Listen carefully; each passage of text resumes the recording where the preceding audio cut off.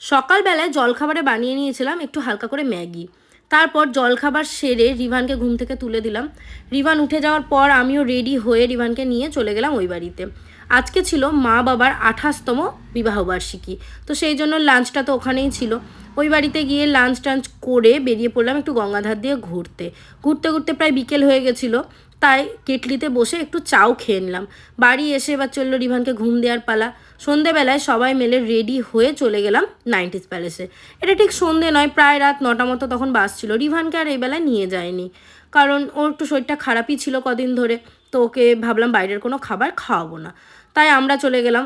যথারীতি জমিয়ে ওখানে ডিনার করা হলো, আর শেষ পাতে তো কোল্ড ড্রিঙ্কস মাস্ট। তারপর সেখান থেকে ডিনার করে বেরিয়ে চলে এলাম বাড়িতে রিভানের জন্য ওর 2 দিদি অপেক্ষা করছিল। তারপর 3জনা মিলে চললো আমার ঘরে তুমুল বদমাশি। তো আজকের ভিডিওটা ভালো লাগলে চ্যানেলটা অবশ্যই সাবস্ক্রাইব